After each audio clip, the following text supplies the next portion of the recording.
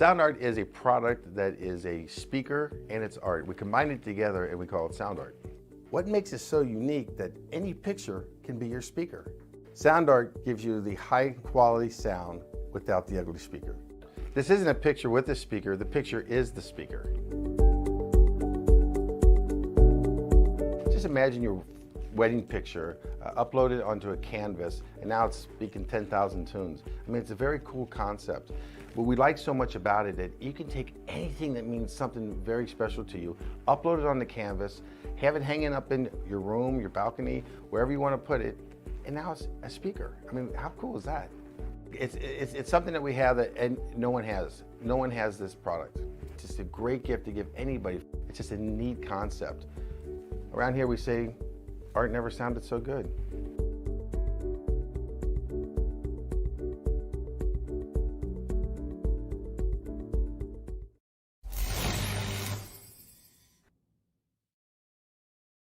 After months of quarantine, we're all interested in how we can become our best self. The team at Permanent Makeup and Cryo is here to help you get the flawless makeup look every day without the extra effort or time.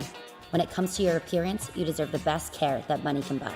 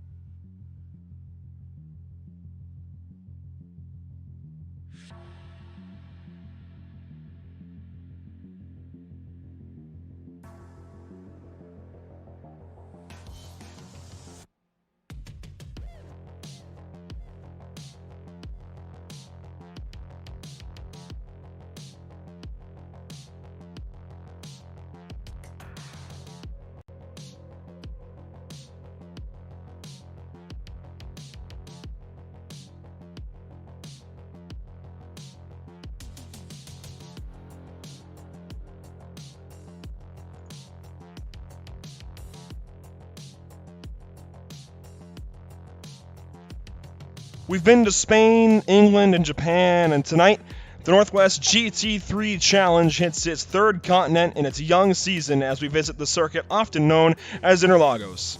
Autodromo Jose Carlos Pace.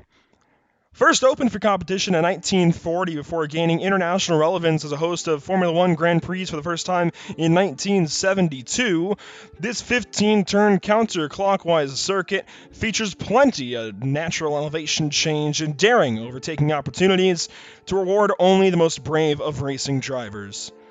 This demanding course has seen its fair share of iconic moments, whether it be Ayrton Senna claiming his maiden home victory or its decade tenure as a host of Formula One season finales. Welcome, race fans, to Pit Stop TV. As usual, we're live on Facebook, YouTube, Twitch, and Twitter tonight. I've got JP Costa and Trey Shuttlesworth with me in the booth, Emerson Arden on social media. I'm Andrew Cardinale IV, and this is Pit Stop TV's live coverage of the Northwest GT3 Challenge at Autodromo Jose Carlos Pace. We join you tonight from the virtual Sao Paulo, Brazil for the fourth race of the season, and as we mentioned last week, JP, I think this is our biggest talking point. We're coming to your home racetrack here in Interlagos. I love this place, actually. My first interactions with Interlagos were actually through watching F1 Grand Prix here. As mentioned, it was the finale there for quite a while for Formula One, and it honestly puts on some amazing racing, at least for F1. We're going to see how these GT3 cars do here this evening.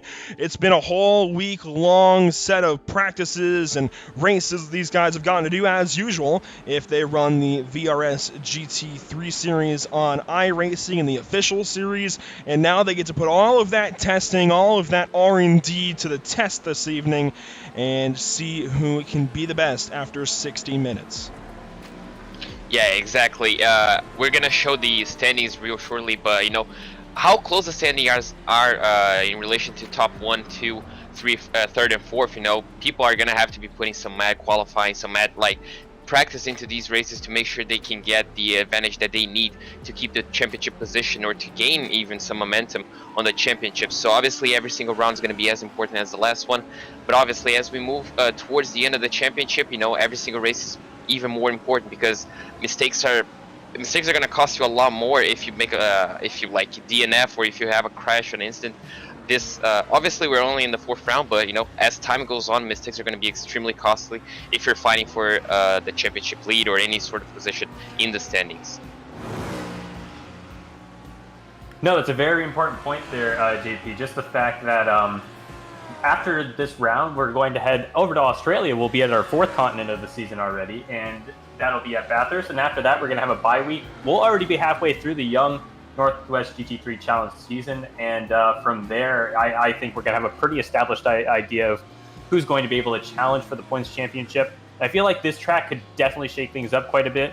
It presents a lot of, as we already said, it presents a lot of chances for overtaking opportunities, and I think it's going to present a lot of chance for chaos as well. Absolutely, and speaking of chaos, JP already mentioned it, we've got a very close points battle. We come in with just a 3-point separation now between our top 2, with Garrett Alessandra coming in with the advantage, but James Hansen very close behind. That said, he's got his work cut out for him this evening because I don't even see him on the qualifying results at the moment. Where is James Hansen, actually? Is he not here this evening? Oh, he is. Where is he listed? 7th place. Okay, yeah, totally missed the 1 car. James Hansen comes in qualifying 7th, while Garrett D'Alessandro qualifies 4th currently.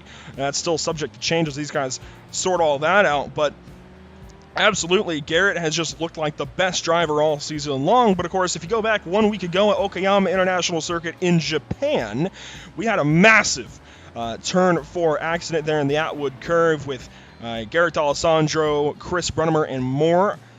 That really shook things up, and that's why James Hansen is where he is right now. Mikael Rudebusch, how about him, though? Up 5 positions. He is now into the top 3, taking the 3rd position, now 22 points behind Garrett D'Alessandro.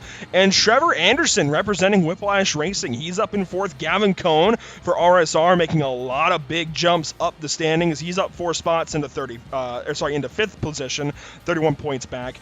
Justin Michaela, he loses his spot, but really, I think still in a great position in the standings. Sarah Rabb actually in 7th, holds on to her spot, only 35 points back, can easily get ahead of Michaela, even Cohn, maybe even get up there and battle with Trevor Anderson before this night is done in terms of points. And then you see that tie, actually, with the 7th and 8th place drivers of Sarah Rabb and Brady Lubinell. We left Brady below Sarah just because Sarah's been holding that position for longer, but Brady jumps 8 positions with his win 1 week ago. You see Claude Remillard and James Allen there tied for 9th and 10th. Yeah, exactly, and I'm pretty sure the championship standings just show how important, every single race is, especially on the midfield. Just like one race can really shake up your standings pretty much. We saw Brady Lubinell with his win last week. Obviously, Garrett didn't really get the best performance due to his crash, but he jumped 8 positions.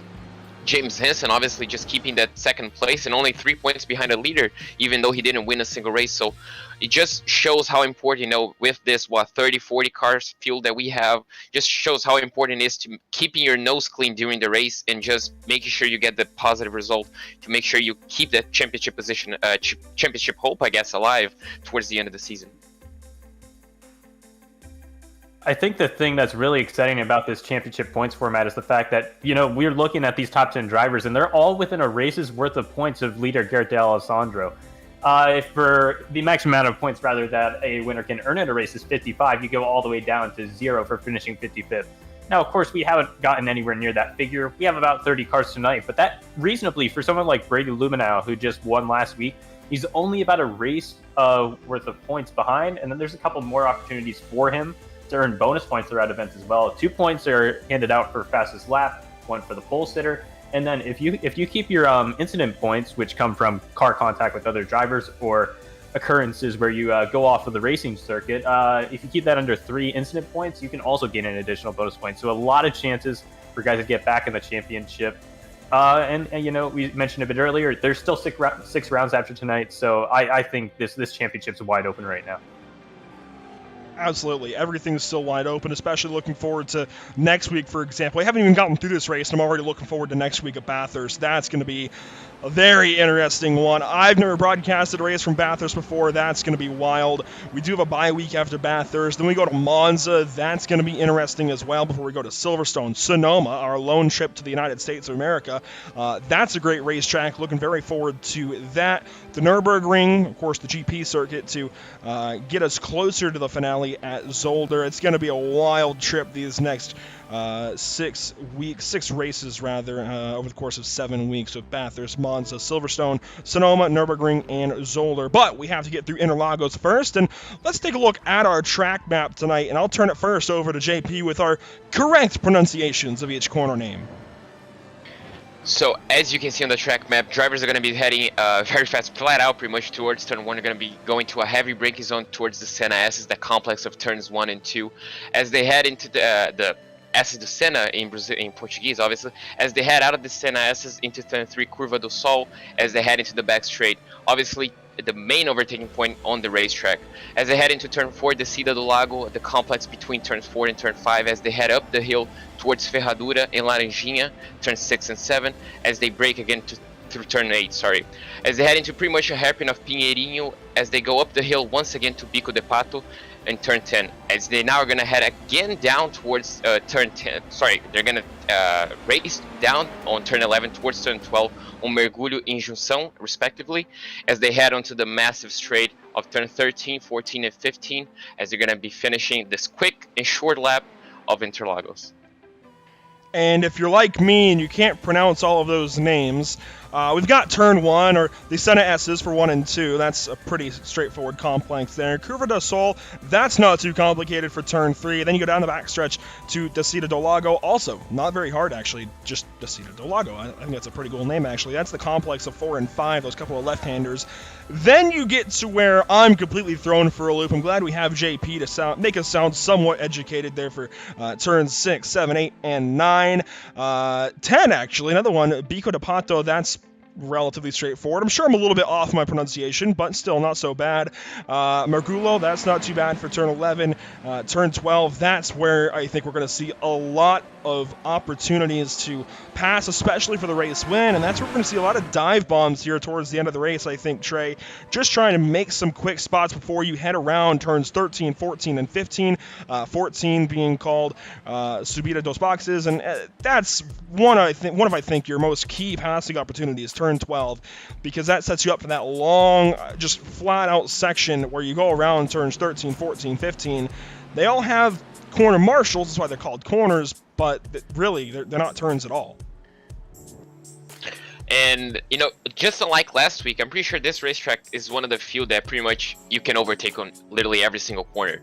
Obviously, you know, assuming you get a good exit and the car ahead of you messes up the exit, you can pretty much overtake on every single corner. We see that in F1, we see that in pretty much every single championship that runs here in Interlagos, because, you know, pretty much every single corner just sets up to one another, but in a way where you can go down the inside and compromise your own exit to try to make them moves stick. You know, obviously I feel like the places where we might not see a lot of moves are turn 8, because, you know, that's just really difficult for you to get a run up, especially in a GT3 car, but it's definitely possible. And probably turn 12, as people are probably going to be a bit more patient towards the massive straight, because that's just flat out racing and that's a massive straight. If you do get past on turn 12, it might set the guy that you just passed, might set him up to overtake down into turn 1, which I'm pretty sure is going to be the main overtaking opportunity on this race tonight. Yeah, I feel like despite the fact that we don't have the drag reduction system for these GT3 cars like you might see in Formula 1, I feel like that complex of 12, 13, 14, 15, if a guy compromises his corner exit through 12, that's what, probably 3/4 of a mile, maybe a little bit less, maybe a little bit more of a chance to slipstream on the guy and maybe even complete the overtake before the braking zone. So that's definitely going to be an excellent place to pull off some overtakes. I also think, you know, as we see in Formula 1, turn 4 is also going to be a brilliant place, because that's a section where you can easily make up a lot of time through a really fun rhythmic complex of corners. But as you said, JP, any place on this circuit can be made a passing opportunity, and I think that's one of the brilliant things about this circuit. There's a lot of things to like about this track, and the fact that a driver can make passing work just about anywhere is one of the key things to fun race here.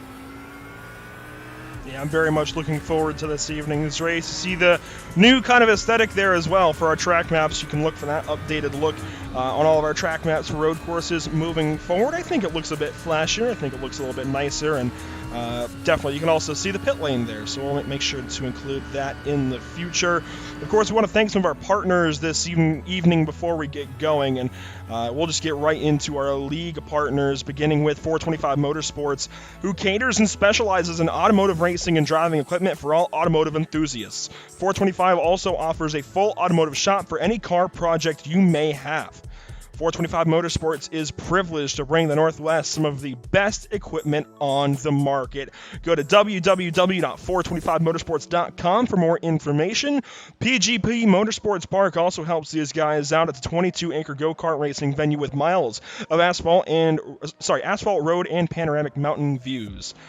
Located next to Pacific Raceways in Kent, Washington, it's a great place to go check out, and you can check out more about them online at pacificgp.com. Special thanks, of course, as well to Bradley Media Design, making custom iRacing liveries and showing off how they work their magic over on Twitch at twitch.tv/biffdit. That's BIFFDIT.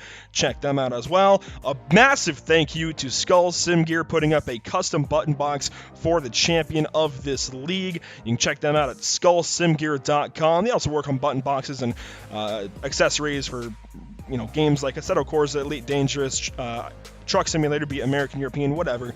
And you can, again, check them out at skullsimgear.com. We'll mention our Laraeus donation program here in a little while in more detail, but also you can go to the Laraeus.com/sport-for-good/get-involved.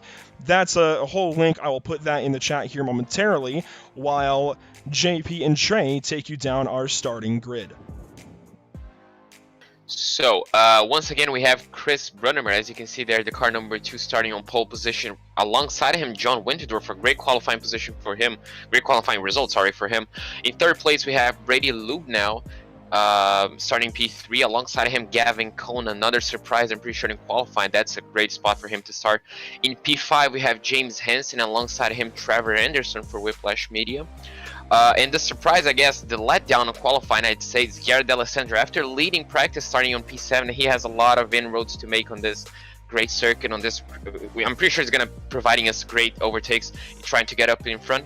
Alongside him, Michael Dooling, I'm not sure if I pronounced that right. Starting P9, Tyler J. Campbell, and alongside him in P10, Sven Hartman runs off the top 10. As we look beyond the top 10, we look to P11, Justin Makaya, and then he will be accompanied by John McClintock in position number 12. James Allen will line up in your 13th position. Outside will be Sarah I skipped an individual there, I believe. Yeah, Kyle Robinson will be in the 14th position there. And then 15th position will be Sarah Rabb, joined by Torin Longanker in position number 16. We then go to row number 9 here. It'll be Christopher Rathis on the left side, and on the right side, Michael Della Sala. Jackson Lowry will line up in the 19th position, joined by Mick Blue, who rounds out the top 20 cars tonight. And to round out the field, we have Stephen Erlenbush in 21st. That's Randall Ayers in 22nd. We have Maurice Jones in the 515 in 23rd. Jason Frisk in 24th spot. Qualifying 25th, Josh Jaburek in the 612. Bern Osterhag to his right side in the 26th position. 27th gives us Justin Craig. 28th, Gary Brown. And that, we have another round. Michael Bishop, Joey Atterbury complete the field with Joseph Griffin, our admin, technically listed in 31st spot. Boys, we have a wild one on our hands once more. Cannot wait to get this thing underway. It's been 3 great races to kick off the season thus far, but we have a whole lot of racing left to go, including 60 minutes, of course, this evening right here at Interlagos.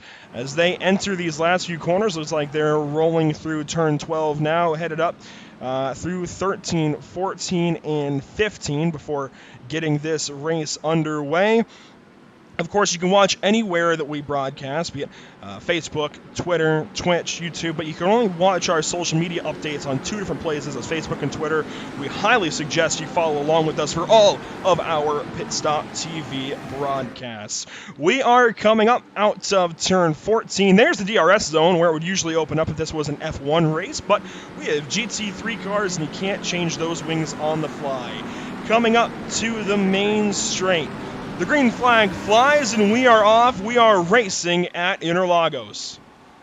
Chris Brunnemer got a great start already, has a healthy lead heading to turn 1. As you can see, Gavin Cohn going down the outside, trying the outside route. He's not going to make that stick, but he's going to hold his P4 as James Henson keeps his P5, but now he has the inside line onto turn 3. They're going to be going side by side towards the back straight. As you can see up ahead, looks like Brady Lubinell is trying to make a move for John Winterdorf for P2. As they're going to go side by side, you can see the whole grid made into turn 1 as Brady Lubinell makes move into P2 and he secures the... Whoa, we have a wreck, Sarah Rabb! Oh, Sarah Rabb unfortunately spins around. Oh, we do have a few cars. Oh, we do have another BMW as well spun around. 2 cars have spun around on turns 4. That could have been pure chaos in turn 4, but fortunately it looks like only about 2 or 3 cars are going to go around through that complex, and everyone is going to have a clean car for the next hour or so of racing action. So yeah, we saw Brady Lubinell. He did make the move up to the 2nd position here, and I think he's making a massive statement here as we head into the middle of the season. And he's starting to make pace over there with leader Chris Bruno, and we have another car off there in turn 8. It was James Hansen around in turn 8. He is backed into the tire barriers there. Big problems for a lot of these drivers. We mentioned this place is it's one of those places that definitely breeds, I think, really close side-by-side racing. JP said you could pass just about anywhere around this circuit. That's definitely rather evident right now because these guys are making those passes, or at least trying to make those passes everywhere here in Interlagos so far. Through one lap of action, Chris Brunnemer leads, and his teammate James Hansen, again, turned around there halfway through the lap, but we have a great battle for second place between John Whitendorf and Brady Lubinell, who won last week at Okayama. Gavin Cohn also joining them in the top 5, and Garrett Alessandra in 5th. Yeah, exactly. That contact was pretty much the same as Hamilton and Albon as we saw last year on the Grand Prix. And, you know, as we said, you can overtake them pretty much anywhere in the circuit. Problem is trying to make that move without contact, because some of these corners are just so tight, you're pretty much not looking at the mirror and you're turning in. But unfortunately, contact happens. You know, Robin is racing, and unfortunately, we had a few cars going around. And James Hansen, I'm pretty sure he was the only driver to go into the podium on the first 3 races. Unfortunately, he spun around, and it looks like that opportunity for him to keep up that streak is gone so early in the race. James Hansen is not the only one who's going to fade down to the bottom of the leaderboard. Sven Hartmann, he started in the 10th position, already back to the 30th position on the leaderboard right now. So officially, we're going to have 30 cars take the green flag at Interlagos. Joseph D. Griffin does not officially take the green flag, and right now, you know, just looking at the live action, we see that leader Chris Brunnemer has absolutely checked out by over 2 seconds over John Whitendorf, and then it's pretty tight behind there for the first couple of top 5 positions. We're watching Brady Lubinell, who won last week at Okayama. He's being pressured now by Gavin Cohn. Through the rest of the top 10, we've got battles like, well, actually not quite with Tyler Campbell, but he does have company there with Trevor Anderson, seeing if he can wheel his BMW up closer to the number 3 car. Michael Doling has company from Justin Makayla and more. Looks like Christopher Riftis, our lone Mercedes, but we do finally have a Mercedes in the series. He's got company from behind James Allen, pressuring him into the Senna S. You can see just how close the BMW is getting to the Mercedes. It's impressive that we see a Mercedes being, I guess, competitive in the way that he is. Unfortunately, obviously, he's currently in P10, but on the top 10 on a sole car, that's an incredible result for him, as James Allen pretty sure is going to be itching himself to be able to pass the Mercedes, because obviously that is a tank on the straight line, but it looks like he missed the apex a little bit, and that's going to cost him the run down up the hill towards Laranjeiras. It looks like he's going to have to go defensive. James Allen's going to try to make it around the outside on the GT car. That's not really possible, and he thinks twice about it and backs off. Let's see if he can line himself up towards the inside line through turn 8. He can. The Mercedes gets a bit loose, but fortunately for him, he has the inside line and he can't cut that corner. It looks like the Audi wants a piece of the action as well, but unfortunately he has to back down. John McClintock almost made it a double loss there for Christopher Raffis, and unfortunately the driver who started 17th made his way to the top 10 through a couple of passes and a little bit of attrition.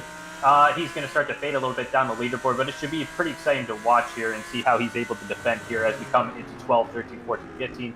If he compromises here in turn 12, it's going to be a pretty difficult run up to the front straightaway. We've talked about the difficulties for these Audis to handle all season long now.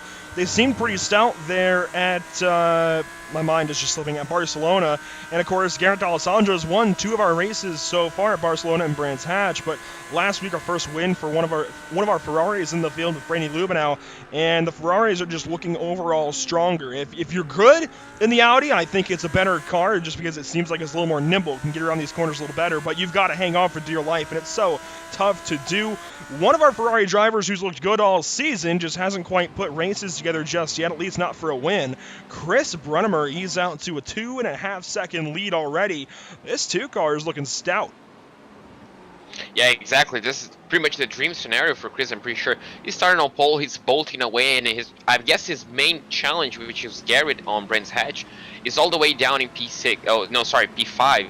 So, you know, currently it's a dream scenario. He has to keep his nose clean. You can see him going off track, so I guess he's just trying to push as hard as possible to make sure he increases that gap in case Garrett can get himself up into P2. But right now he has to keep his nose clean and control the pace himself, and he'll be on for a win pretty much. Looks like John doesn't really have the pace to challenge him at this stage in the race. Maybe later on that could change, but right now Chris is the class of the field.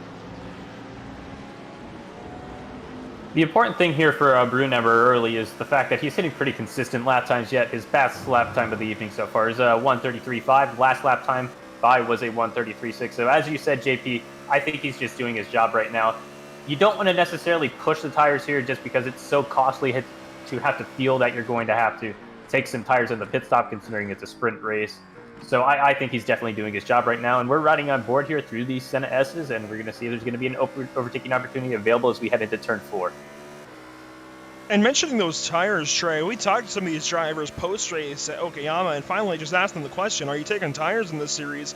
And the answer was no. I was actually kind of surprised because it seemed like some of these guys had just better speed after their pit stop, but even after that heat cycle, coming into the pit lane and those tires cooling down a little bit, it seems like they're opting to stay on these tires. And of course, these GT3 tires can handle multiple hours of abuse. I mean, they can go for 2, even 3 hours at night sometimes, so they are sturdy, Pirellis and such. But I'm still a bit surprised they're not at least sometimes trying to put some tires on there, especially at a place like Barcelona to open up the season, just to try and get a little extra grip. I do suppose, of course, that slows down your pit stop, but in some cases it seems like it might be a better option to take tires eventually.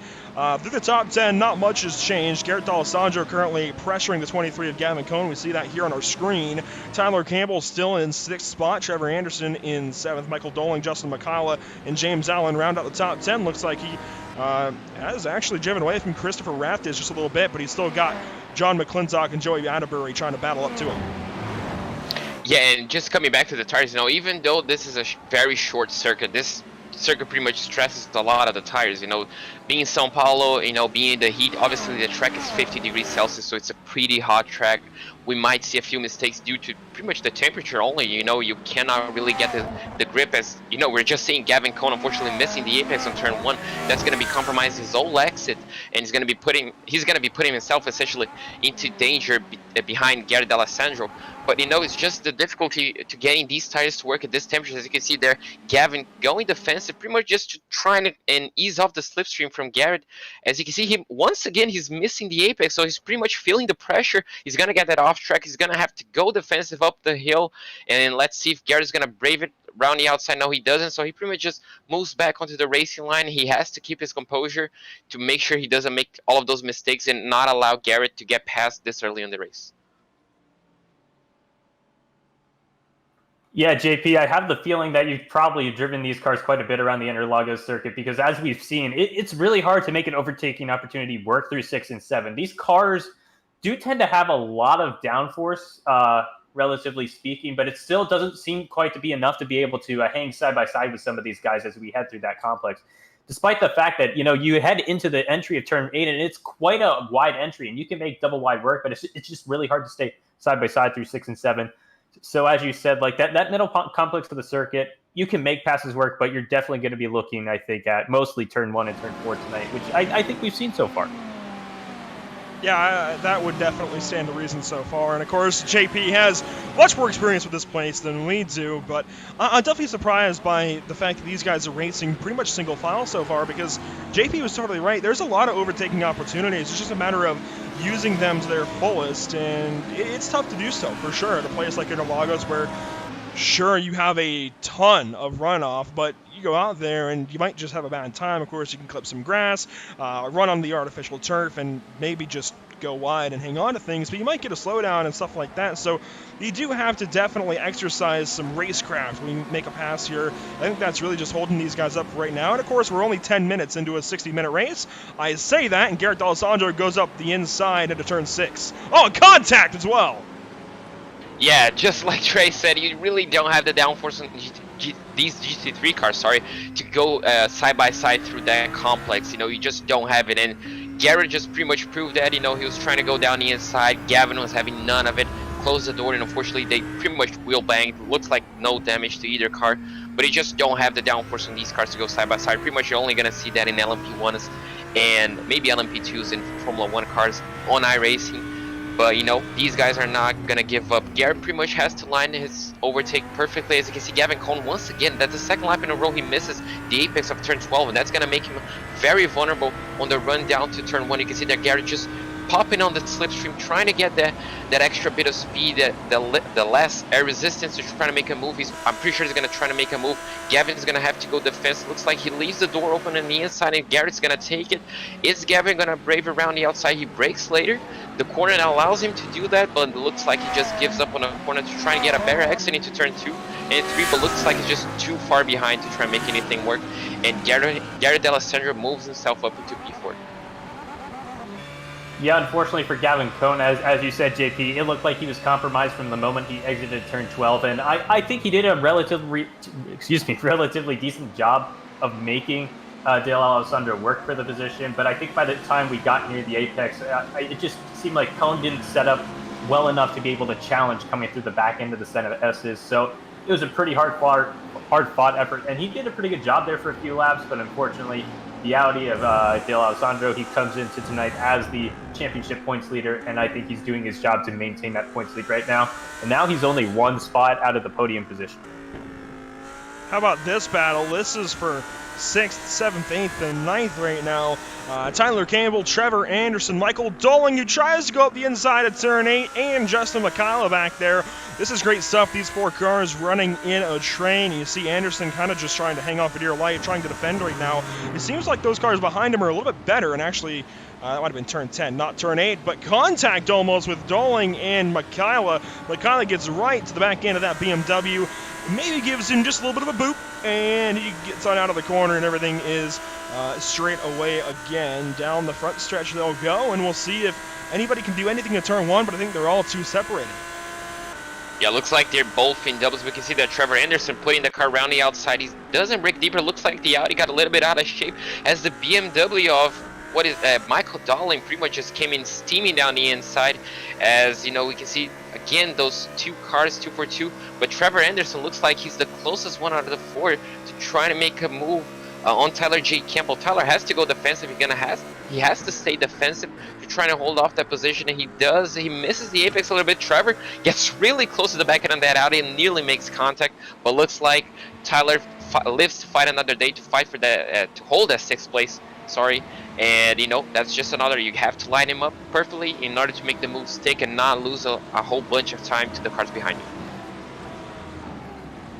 I think Anderson, if he doesn't compromise the early portion of turn 4 there, he probably would have had a good overtaking chance, because we did see Campbell run a little bit wide on the exit of turn 4 onto the AstroTurf, but he did unfortunately have to. He really lost a lot of his apex speed there, and it's going to set him a little bit behind. And now he has Michael Doling on his tail right now, so you know, just as he was looking to go for that overtaking opportunity to move into the 6th position, it's going to be a uphill battle. But now we're going to go up the leaderboard a little bit, and now we see that Garrett Cohn and Dale Alessandro are still relatively tight, it looks like. And it looks like Dale Alessandro really hasn't pulled that much. In fact, he's only a couple of tenths up on Gavin Cohn at the moment as we head down into turn number 1. And Gavin actually made a big move into turn 4, but couldn't quite make the pass work for him. I think he was even battling him into turn 1 the last time around. Now through the center S, they are rather separated, and it just doesn't seem like Gavin Cohn's quite there at the moment. But we'll see if he can get a run through Curva del Sol, and get a run back at him, because he had a great opportunity to try and get by this 13 car. Just didn't quite work out. Yeah, exactly. As you said, as we were commentating over the other battle, I was taking a look at these battles, and it looks like Gavin Cohn doesn't want to give that 4th place away just so easily. But, you know, as you said, you know, you just have to set up everything perfectly. Sometimes you do get the run, but unfortunately you cannot pretty much just pull it off, you know, even though you have the run. But it looks like Alessandra just doesn't have the pace to pull away from Gavin at this moment. You know, I'm surprised by it. I thought he was just going to make the move stick, and you can see just how out of shape that Audi seems to be everywhere. You know, it looks like he's losing the back end on entry and on exit, so maybe Garrett's just not feeling the car right now. He was the quickest man on practice, and he was doing long stints, but looks like that practice pace just, you know, just was a fluke, because he doesn't seem to have the pace to try to challenge the guys ahead of him. The other thing that set Dale Alessandro back a little bit is the fact that he qualified in the 7th position. Now, I'm sure for a lot of the drivers in the field, the 7th position would be an absolutely great place to start. But for someone like Dale Alessandro, who has a reputation in the first 3 rounds for, you know, qualifying and staying near the front of the leaderboard, that's just a scenario he doesn't want to get into, because when you get into a field of cars like that, you're really going to be working your tires quite a bit, and that's going to degrade them. And as you work up the leaderboard, it's just going to make it that much harder to progress up and up. And I think we're starting to see some of the issues perhaps with the Audi's cornering capabilities right now, because we're starting to see Gavin Cohn reel Alessandra back in. And honestly, if he gets a good slipstream, we might have a passing chance here. It's a matter of trying to make a big move right back here into turn number 4, and he's done it before. He's trying to go up the inside, but maybe there's a little bit of pettiness, and race car drivers, they have memories like elephants, and they are a little bit petty sometimes. When you get hit as the guy's trying to pass you, sometimes you just want to work that extra little bit harder to make a clean pass and just show off that you can pass cleanly. And I'm not saying that necessarily Garrett did anything wrong and made a dirty pass, but there's just that little bit of contact, and that's most likely in the mind right now of Gavin Cohn. He might want to show off a little bit and make a cleaner pass. I dare say that's why he backed out in turn 4, because I think he had a great opportunity. He just wanted to make sure he facilitated that pass in the right way. And obviously, and picking up damage on tracks like these is the most important thing you need to avoid. Mainly due, if you get any sort of damage, you can see just how loose the Audi got on Mergulho, and just getting any bit of damage will really hurt you, especially due to this absolutely massive straight that you just get. It's uphill, so the car behind you already has an advantage going down the slipstream, and you can see just Gavin just closing ever so slightly with the slipstream. Looks like he doesn't really want to be on the back end of the Audi, but you can just see how close he gets. Looks like Garrett's gonna have to go defense once again towards turn 1. Gavin just pulls around the outside, he brakes harder. Unfortunately, the track just favors Garrett Alessandra more, and Gavin's gonna have to wait one more lap at least to try and lighten up the move on turn 1 again. Definitely a fun battle to watch, and I think we're going to see behind them that it's getting quite tight yet again for that 6th position. Tyler Campbell starting to fall a little bit under pressure yet again. Oh, and actually it looks like Dale Alessandro is having to defend a little bit there into turn 4. So these guys are still putting on a heck of a show, and then behind them, Anderson has closed up the gap onto Campbell by a few tenths of a second, so a lot of fun to watch here near the front of the field. Top 3 have pulled away and have gapped themselves quite consistently, but a lot of fun here for the top 5 and 10 spots. A little further back in the field, actually, we're watching now a battle between Mick Blue and Torin Longacre in the number 6 Ferrari. Longacre trying to overtake the 76, and he's got the newcomer Christopher Rafties right behind him in that Mercedes. And this is where we also find James Hansen, who has been so good so far in this season, has 3 podiums to show for it, but I don't think he's going to get a 4th one this evening. It's going to take a lot of work for him to get by not only these 3 drivers, but 12 more to get up to the number 1 spot. I guess he only has to get by 13 cars, doesn't he, to get up to the podium anyways. But, I mean, he's got his work cut out for him, is what I'm trying to say here, James Hansen. He is going to go around the outside in turn 10. Impressive stuff there from James Hansen, but he doesn't make the move. Yeah, exactly. Luckily for him, the contact happened on lap 1, so he obviously had he has still nearly an hour to put nearly 41 minutes to pull that move off, and luckily for him it's Interlagos, so he can pretty much get those moves off everywhere. As we just saw, trying to make a move around the outside. Unfortunately that didn't work because he got into the marbles, but looks like he's very confident on the car, because on the end of the first lap he was pretty much dead last. He's already up to P16 and he still has over 40 minutes to go, so it looks like he's on the full attack mode, and that's what we like to see, just making moves left, right and center. And unfortunately for Chris, on the Mercedes he got an excellent start. He's already up into top 10 essentially, but unfortunately the pace of that Mercedes is just showing it just isn't as competitive as it once was, and unfortunately he's just dropping back towards the bottom of the grid. In the least, I think it's exciting to see that 4th manufacturer in the field. I wasn't here for the last round, but I think we in week 2 only had about 3 manufacturers, so it's nice to see at least one Mercedes. It's definitely the car that I normally like to go for in the GT3 class for endurance, but it's an absolutely fun car. Sounds great, the V8 is absolutely amazing. But anyways, getting back to the action, I have to wonder if James Hansen in his Ferrari 488, if he's going to be wanting to go for an undercut strategy, because right now he is really getting held up here by these guys. And we are starting to get to the point of halfway, and you have to wonder, when are these guys going to look at coming down pit road to take their fuel and get to the end of the race?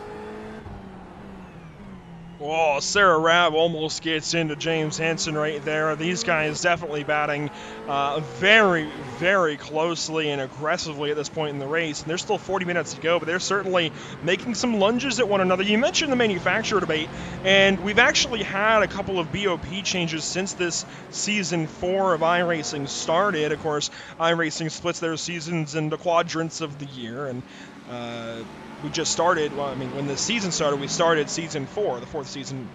Anyways, the point being, we've had some BOP changes. Different cars are fast now, and they've tried to nerf a few different cars. Most notably in the GTLM or GTE category is, wow, James Hansen, a big move, a late move as well into turn 1. Sarah Rabb tries to take advantage of it, doesn't quite do so. Oh, she does! I've not seen a pass quite like that in Curva del Sol, but it works out for her, and she's going to get that now 15th position. You can see in the distance that's Steven Erlenbush and Michael Della Sala, and he's battling Justin Craig. But anyways, back to the manufacturers here. We had 4 at Barcelona because we had 1 lone Ford GT in the field, and then that Ford GT left the series. We only had 3 the last couple of weeks, and now we're back up to 4 manufacturers bringing that Mercedes into the field.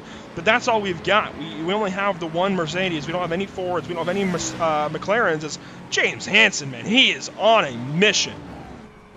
Yeah, exactly. James is really on the attack one, and that is exciting to see because he's just putting moves left, right, and center. You can see just how extra confident. You can see just how much he has to take avoiding action to not hit the car ahead under braking. So he's just really on another level of confidence than these guys. So he's definitely going to try to make the move onto turn 1 on pretty much every single corner.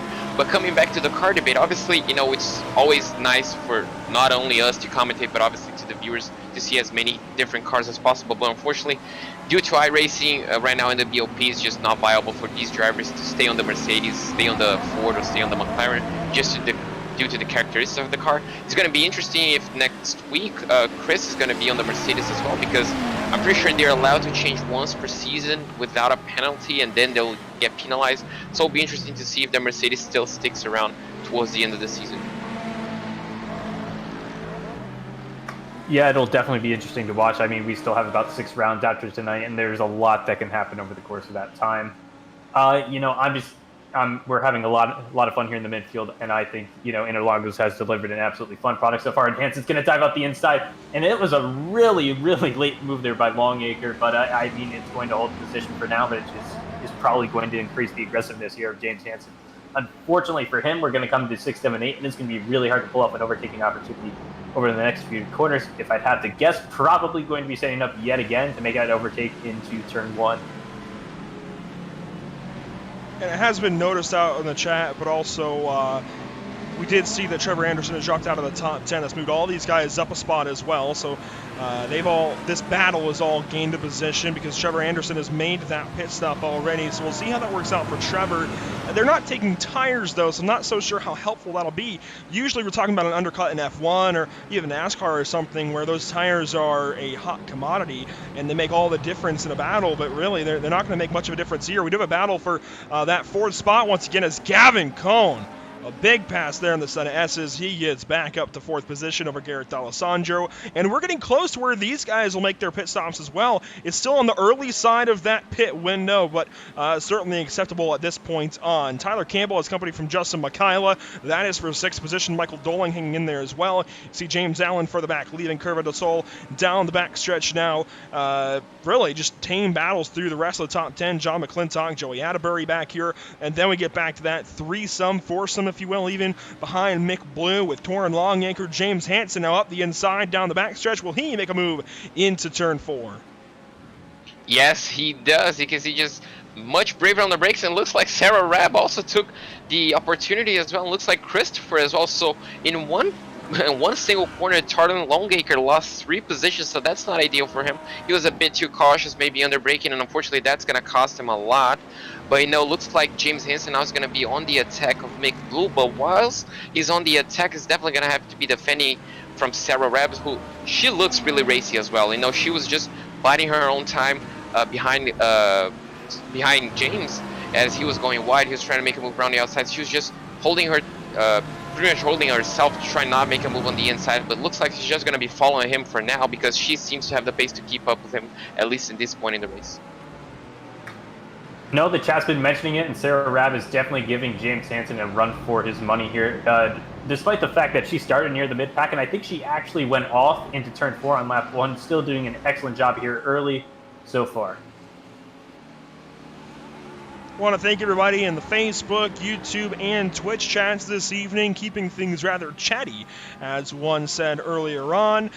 battles all through the top 20 right now. Let's check in one that we haven't really seen much of. It's actually Trevor Anderson passing Justin Craig. That is for the 19th spot, and it relieves the pressure there for teammate Michael De La Salle. There's Valhalla back here as well, Kyle Robinson in the number 28. But that's big for Michael De La Salle because that's going to break up that battle between the 14 and 208, and that's just going to, again, relieve that pressure for Michael. But now the teammate's going to have to figure things out as they head down into turn number 4. It's a tough place to pass down there in Desida do Lago, but it's a rewarding one. Yeah, looks like it's gonna. Ooh, it looks like the teammates nearly came into contact. Michael De La Salle unfortunately missed his braking point. He got into the marbles. But looks like Trevor Anderson did a good job to trying to avoid the contact. But now it's gonna be the case of, are there team orders going to be in play here? Because it looks like Trevor Henson just has the upper pace against Michael De La Salle, but obviously he's helping his teammate trying to fend off Kyle Robinson on the outer hills. Looks like he's really racing. Michael, unfortunately, no! the teammates made contact. That's the #1 rule of racing. Unfortunately, Michael De La Salle comes off worse. He's still trying to recover. You can see he has a little bit of damage, looks like, to his rear wing. So that was not ideal for the teammates. And there's more checking. Oh, we have a car up and over! Oh my, that is Gary Brown of the number 49 Ferrari. Michael Bishop involved in this one as well. And there's been a running joke about mics in this series, and it's coming to fruition right here. We'll see what happens. Oh no, Gary Brown. That is a huge incident. That's a huge mistake for the number 49. Oh my, I've not seen something like this in a while in GT3 cars. This is, wow. As Kimi Räikkönen might say, whoa. That was crazy. You can just see on the replay that Ferrari just lost it on the exit of turn 7. I'm pretty sure he just lost it. And obviously these cars don't have ABS, so he just kept going on a straight line. And unfortunately, he collected Michael Bishop, who's just minding his own business. And all of a sudden, he's just being hit on the side by the Ferrari. And that's race over pretty much for him. That's a lot of damage. Yeah, quite a bit of damage indeed, and it's very rare that you see GT3 cars flipping over side over side, and there it was. And in the same lap, we saw 2 Michaels get involved in different incidents. So, I mean, I know we have a lot of Michaels in the series, but I mean, what are the odds of it unless it's lap 1? Yeah, no, there's definitely been the jokes there in the league Discord, and that's only going to fuel that fire.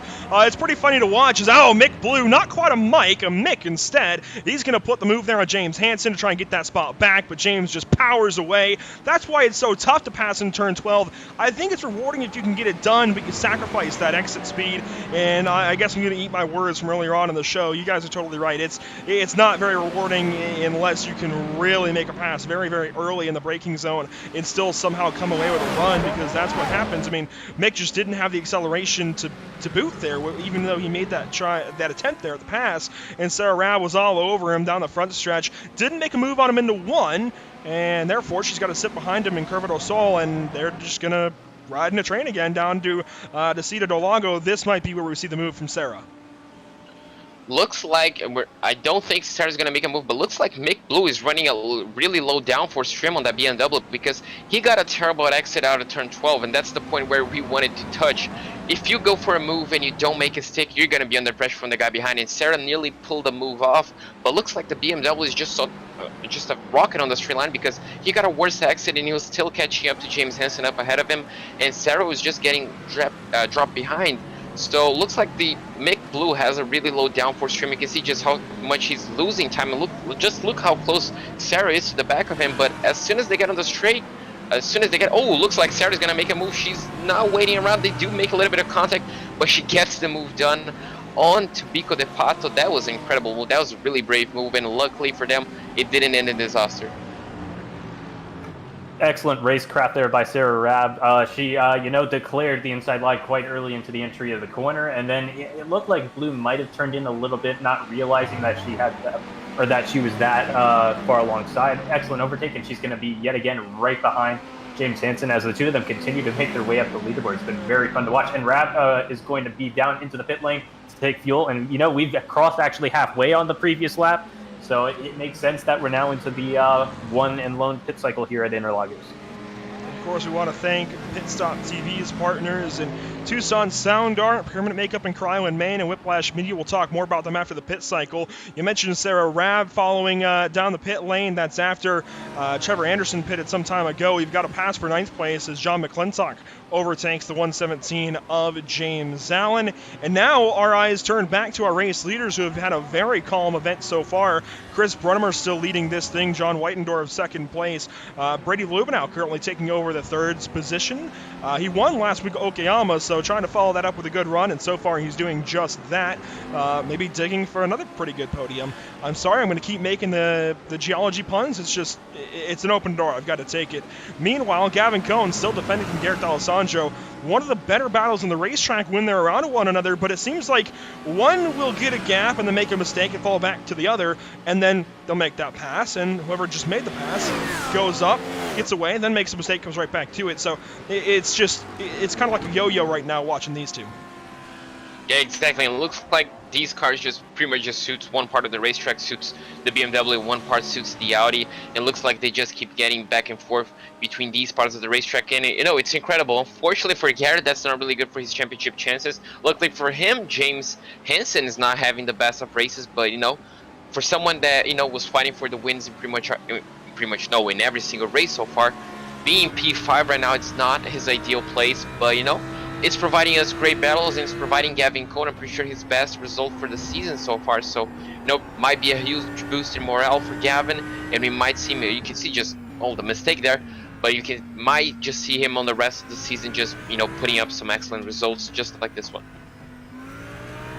Yeah, it's been an excellent job by both drivers here running in the 4th and 5th position. So I didn't realize this until looking at our YouTube chat here for tonight, but Garrett Alessandro he's never been on virtual Interlagos here on iRacing until today. So it does kind of make sense to be qualified, near the mid-pack, and he's already doing a pretty good job of making his way up the leaderboard. He's going to definitely need to get by Gavin Cohn if he wants a chance at a podium. He's about, 5-6 seconds down on Brady Lubinell for the moment, and I think he might get a chance to make that overtake happen yet again one more time. He might have to be a little bit brave on the brakes as we head into turn 1, but I think he's going to have a pretty decent shot. And when do these guys pit? Because they're already now down to 26 minutes, and it'll be about 25 minutes when they come back around the start-finish. And again, we're looking at these guys going rather late into this race before they make their pit stop. It's interesting how late they decide to go sometimes, because you'd think you could split it right down the middle like Sarah Rabb did this evening, even try and undercut, get it out of the way early, and just fight back up the standings like Trevor Anderson did. But again, these guys opting to go a little bit late. I'm very surprised by that. We'll see if anybody makes the dive down this time. But yeah, it's a great run so far from Garrett, and just backing himself up with his great runs that he's had so far this season. He's got 2 wins out of 4 races. Well, 3 races, really. This might be 3 out of 4 if he can get up there and get it done. But it's going to be tough to get up there and beat Chris Brunnemer. It seems like their Ferrari is firing on all 10 cylinders. I think it's 10, is there? No, I think it's 8. Yeah, no, the V10 is the Audi. I don't know where I got that one from. But John Whitendorf, I think, is going to have the best chance out of anybody, and even he is 6.5 seconds back. Keep in mind, John Whitendorf was up there on the podium at Barcelona as well. We just haven't seen a whole lot of him so far this season, but he belongs up there. He has been very, very quick as well. And Brady Lubinell, he is up on the podium. And he actually could have company from either Garrett or Gavin before this race is over, because it's only a 6-second gap, and really even now down to 5 seconds. So Brady is not totally out of this one. He might still have company for 3rd spot, depending on if this battle ever blows itself up and they ever separate one another. Tyler Campbell, he's pretty well in 6th place right now, but his teammate Justin McCullough not far back either. John McClintock, he's gotten himself up into 9th, chasing Michael Doling. That's a 10-second gap, though. I'm not sure that one's going to close. Joey Atterbury, he's in 10th as we near these pit stops. And let's check back in on some of these battles further back, because we've seen James Hansen, Mick Blue, Torrin Long Anchor, and more battle back here, but they have since kind of separated, at least James Hansen jogging away from Mick Blue, and now Torrin Long Anchor and Christopher Rafty is only separated by half a second. Looks like that 5-car battle that, this now a 3-car battle between Christopher Raftis, Torrin Longacre, and Mick Blue. It was a 5-car battle with James Hansen and Sarah Rabb, but looks like ever since James pretty much passed them all and Sarah went to the pits, looks like they both checked out, and looks like the 3 of us just came back together. So it looks like we do have another 3-car battle, and Chris is just trying to nurse that pretty much both of a Mercedes around this racetrack. Looks like he's struggling a little bit, but he's right now in P14. Obviously, he still has to pit, so probably P15 after he comes out of the pits behind Sarah Rabb. But it's kind of sad to see. It's exciting to see a different car, but it's just sad to see the driver struggling with the car. He probably has the pace to pass these guys, but the car is just not helping him on this racetrack. But we have 3 different cars, we have 2 different nationalities of brands, and hopefully they all can come together in pretty much everything on their own way. The BMW on the straights looks like the Ferrari on the overall, the Spectrum, and the Mercedes. Well, I'm not sure where's the strong point in this racetrack, but looks like he's just managing to keep the Mercedes fighting against those Italians and the other German brand. Yeah, we always talk about manufacturer diversity. Glad to see the Mercedes, but I don't honestly think there's a better descriptor for the car's handling at the moment than a boat. It's absolutely great on the straightaways, but it's quite awkward when you're in corners. It doesn't matter if it's high, low speed, or medium speed. It's just a car that's quite awkward all around. It has its strengths, but I think there's a reason we only see one car tonight. We're going to see Alessandra. He is down into the pit lane, and this is really going to open Pandora's box here, the first top 5 or 10 cars or so. It's going to be interesting to see where he comes out in relation to Trevor Anderson, because I believe he is the farthest up the leaderboard of drivers who have pitted so far. Alessandro finally pits from the 5th position. He'll exit, and he's going to be in about 11th position. Mick Blue will start to make up some time on him, so we'll see how that all works out for those two. And you see the blue and yellow, number 76, gaining on the 13 as he exits the pit lane, and Curva do Sol, and they're going to be battling, it looks like, into Descida do Lago. Well, no, I think Garrett's got enough of a gap. He will solidly be in 11th spot. So looking like maybe 35 seconds at least that you'll lose, maybe around that nature. It is a 32-second trip down the pit lane for Garrett D'Alessandro, so that number, I guess, kind of holds up, 35 to 40 seconds for these drivers. You mentioned Trevor Anderson. He is currently in 16th spot, battling ahead of Sven Hartmann. And Sven Hartmann, we saw, actually, if you follow our Twitter, we retweeted a tweet from his team, 11-9 SimSport today, and we've been informed that he is a newlywed. So congratulations to Sven, marrying the love of his life this past weekend, and that's always a big moment in your life when you get to tie the knot like that. We do have another driver down the pit lane. Looks like Gavin Cohn going to follow Garrett D'Alessandro. Yeah, looks like Gavin Cohn does not want to play games to try and run the tank dry. I'm not really sure how the fuel economy is in these cars on the BMW and the Audi, so I'm not really sure if he's running the tank dry or he's just pretty much answering D'Alessandro as he's now stationary on the pits, and D'Alessandro is making his way down into turn 1. Looks like he just passed the start-finish line. It looks like Gavin right now exit his pit stall. I'm pretty sure D'Alessandro is going to be ahead heading into turn 4. It's really going to be really close as they're side by side pretty much on the exit. The exit of the pit lane is not flat out as turn 3, but looks like Gavin Cohn might just have the edge. That's going to be extremely close between the two of them. He's going to have to stay defensive. He doesn't, so he gives the inside line to Garrett. That's interesting. Oh no, he doesn't. He just brakes later. He misses the apex, looks like, but he looks like he's going to keep the position. So that was extremely close. That was extremely well calculated by Gavin to get the right amount of fuel and still come out ahead of Garrett D'Alessandro. So we're basically going to cancel out that pit stop for those two, it looks like, and that's perfectly fine with me because they're putting on an excellent battle right now. Seems like Alessandro, I think we were talking about it. The cars are just different at different points, or faster rather, at different points of the track. It's going to be a lot of fun to watch for the 4th position, and I think that was really fun to watch. And actually, we have Chris Brunnever in down pit road. Now, he did come in with about a 5 or 10 second gap over John Whitendorf, so it's going to be interesting to see if he has any miscues or anything, and see if he's able to maintain that gap as he comes out of the pit road. And there, Brunnemer leaves his pit box. Oh my gosh, that camera change scared me because there was a loud sound. I thought maybe there was a crash or something. It's not often that my computer just gets me like that. Yeah. I'm sorry, that really scared me at first. Just switched cameras right as the car was going by, and it was rather loud. So he will come out in front of, it looks like, I think that's a lap car because that is not for position. I'm actually not sure exactly who that is. He is in front of, Steven Erlenbush. I should have known that paint scheme by now. Steven has pitted, and he is in 22nd position. Wow, not a very good run for him. He was up towards the top 10 earlier on. I wonder what's happened to Erlenbusch. Meanwhile, Brunnemer, again, exits into the 6th spot just ahead of Erlenbusch and behind Michael Doling, who now takes the top 5 position. But we got to wait for these guys to come in now. We're inside of 20 minutes to go in this race. We've actually gone through quite a large chunk already. I'd imagine John's coming in right here. John Whitendorf should be coming down to the pit lane, and it looks like he is. Yeah, it looks like pretty much everybody now is going to come down to pit lane. Brady does not appear to be taking... Yeah, he is.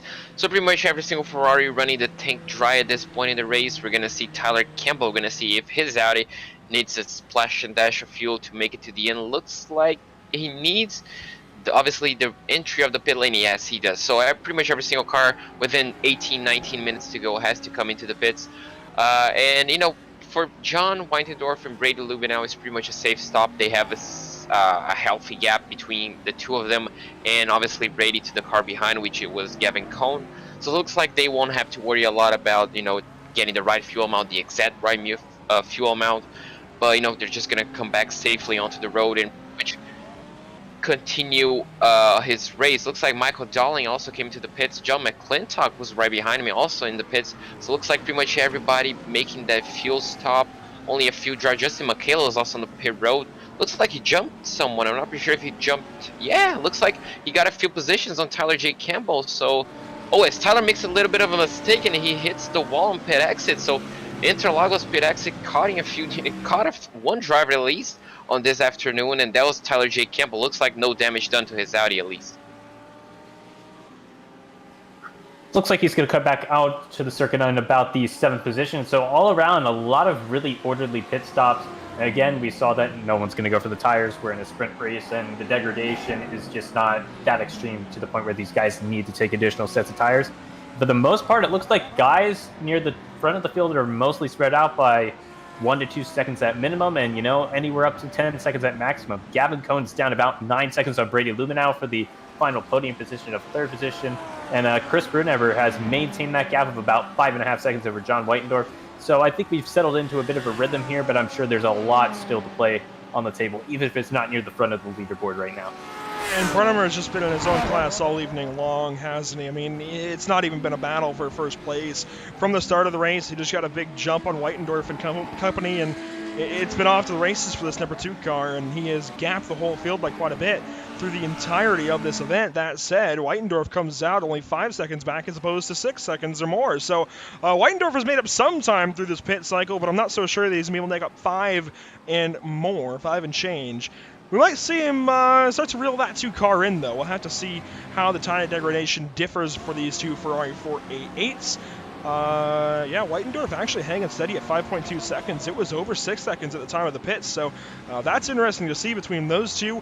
4th place has spread out just a little bit. Brady Lubinell in 3rd, but Gavin Cohn starting to put some time here in Garrett D'Alessandro.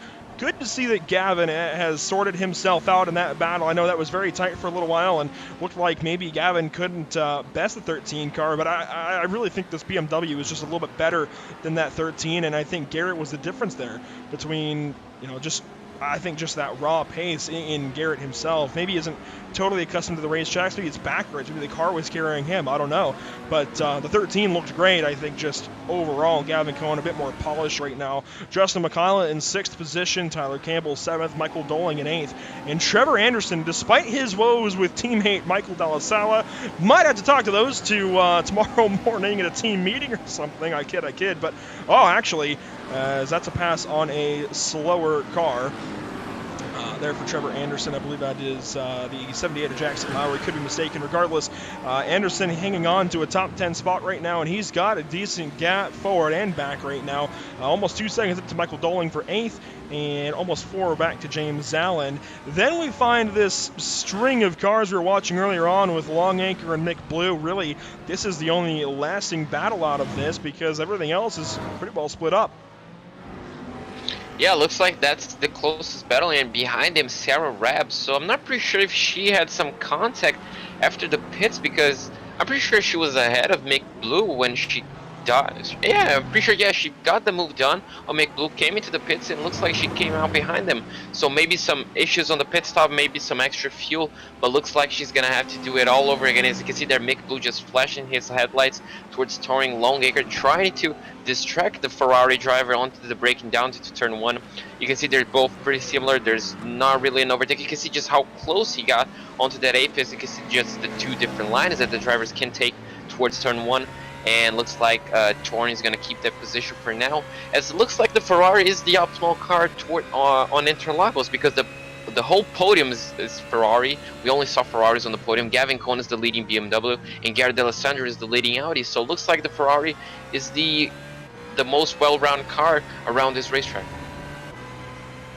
In the least, we will have a little bit of diversity among the top 5, not for the podium, but I think it's definitely good to see for the series. Absolutely love to see it in GT3 competition. It's kind of the point of having, multiple manufacturers, even with EOP, is just to get a little bit of diversity. Definitely a lot of fun, and I think Mick Blue he just needs to have a couple of really good corners here through this rhythmic section of the circuit. I say rhythmic section, but this entire Interlagos circuit is just entirely rhythm based. Absolutely fun place to drive at, but it looks like actually struggling here through the middle sections. Gonna have to look for maybe a little bit of a mistake here through turn 12, and he might have another overtaking opportunity. Gonna use all of the runoff, all of the AstroTurf, and going to hit the middle of the apex quite well, it looks like, and he might have a chance. Mick is just looking more aggressive right now, and Touring is looking rather relaxed in that 13th spot. And I think that's going to be the difference is, Mick is really having to push in that BMW. Meanwhile, Touring, again, just looks settled in, looks relaxed, and running a very clean line right now in that Ferrari. And you mentioned it, JP, I think the Ferrari just a little bit better of a race car, a little more balanced right now. But I'm glad to see this resurgence is up the inside of the Senna S. Goes Mick Blue. Contact made there with Touring Longacre. That aggressive line leads him to the side, the door of the number 6 Ferrari. These Ferraris seem a little better balanced, but I love the resurgence, as I was saying, from this BMW M4, M8, I forget. Z4, that's what it is. There are a lot of numbers and letters to keep track of there with BMW, but the Z4 was really dormant for a long time. It was really only unshelved at places like Spa and Bathurst and the iRacing special events, but suddenly most Mercedes teams, I think, on the sim have switched over to the BMW because it's so similar, yet more, I think, agile and more fun to drive. So, I mean, we did it ourselves with Whiplash Racing. That's why we're running BMWs in this series, because we were running the Mercedes there for a while. We tried out the Audi. We found the BMW was just better, and it's just a fun car to drive. Obviously, the Mercedes is the safest car on the service.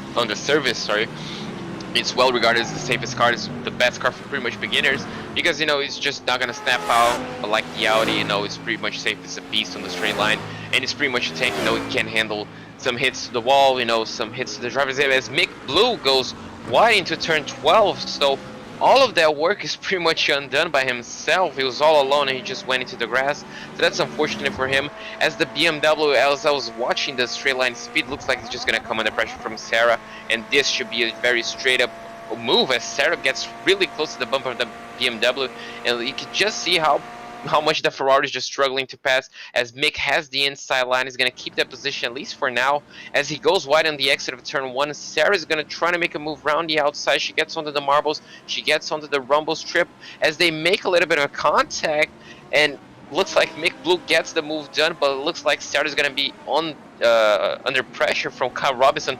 So all of the events unfolding within 10 minutes to go, as Kyle is going to try to hang around the outside. He does, and Sarah has the inside line in turn 4, and she keeps that position for now.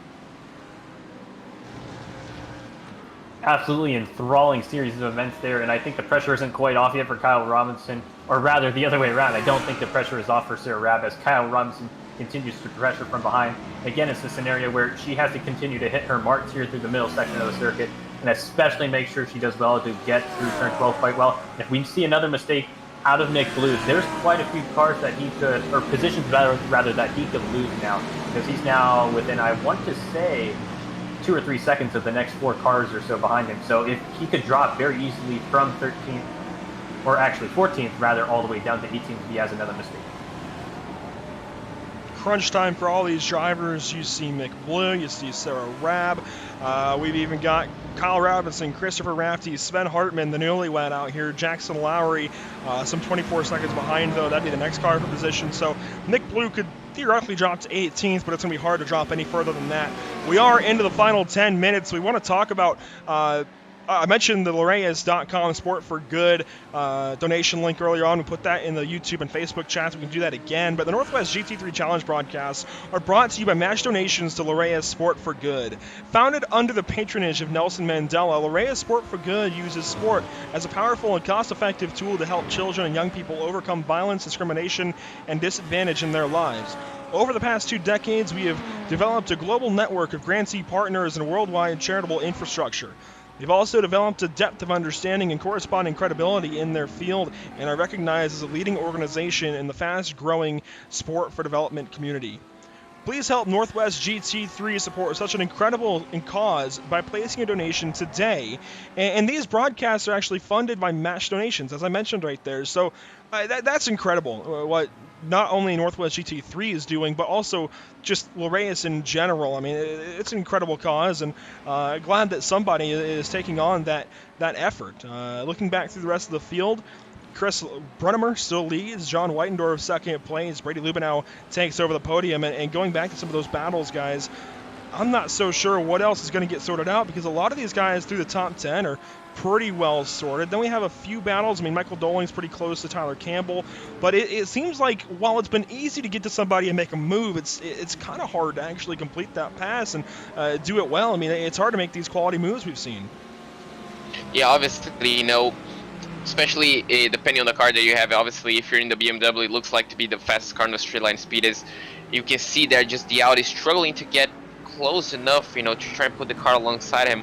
Looks like the BMW is just the fastest on the straight line. So if you're on the Audi and the BMW passes you coming into the pretty much the second sector of the circuit, you're just stuck behind that car because you're more agile. You can turn in more, you can be more aggressive on the corners, but you just can't get the move done, and so you're stuck. So it looks like it's just all the effect. As you can see, there's Sarah Rabb on your screen.